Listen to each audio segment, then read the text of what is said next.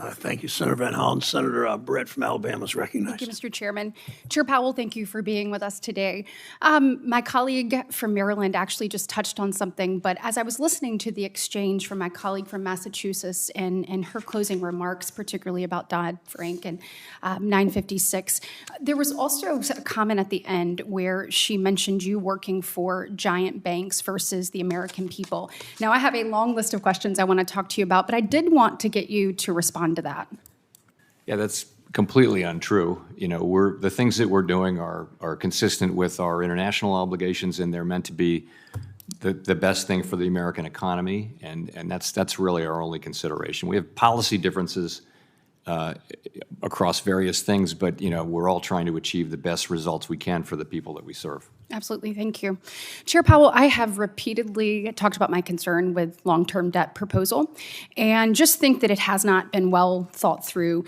First, I have concerns that it blatantly undermines the tailoring requirement, and on that note, do you believe that 2155 will be applicable to the long-term debt requirement? I think it applies to everything. Absolutely. And on the long-term debt requirement, we have voluminous comments that we're looking at carefully and thinking through the process of what to do about them. No, I appreciate that because I do believe that currently it lacks a real cost-benefit analysis, and I think it really does need serious reconsideration. And additionally, when you take a look at it and its overlapping nature with Basel III, it seems inappropriate that we would move forward with a new long-term debt proposal, finalizing that rule when we don't even really understand what Basel III is going to mean for capital requirements for banks and obviously financial institutions. So my question for you is just that. Would it be inappropriate to move forward with the long-term debt proposal, finalizing that rule prior to Basel III being finalized as well?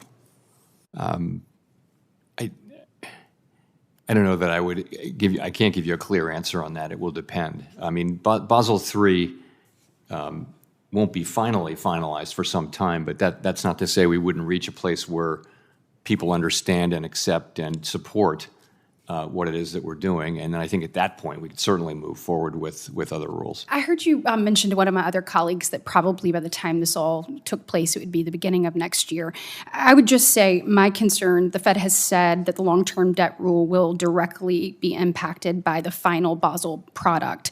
And so, why would it be inappropriate or appropriate to move forward with that before banks can fully understand what they're facing from Basel? So I would just ask that y'all are thoughtful about that. These are a lot of things that people are dealing with and trying to really understand the implications of.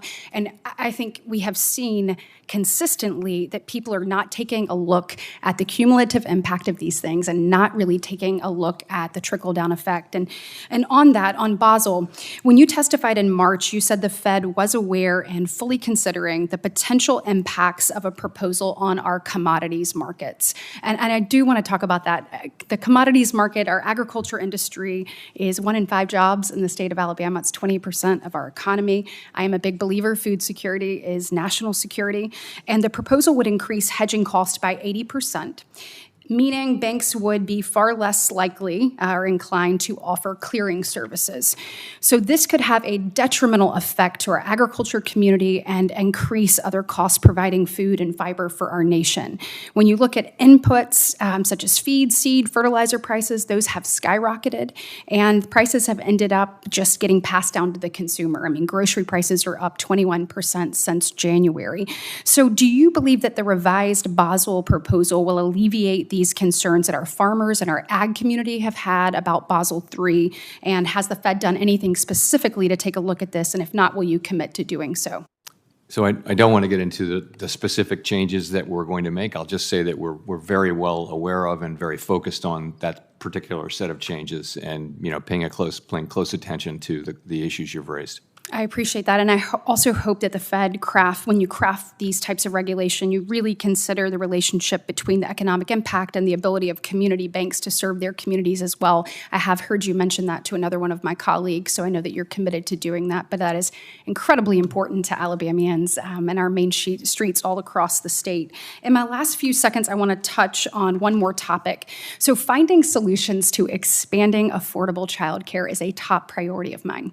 And it is something something that I know a number of my colleagues on the other side of the aisle share an interest in and believe is an important issue as well. So Chair Powell, do you believe that increasing access to affordable childcare would positively impact labor participation in our country? I do believe that. Thank you.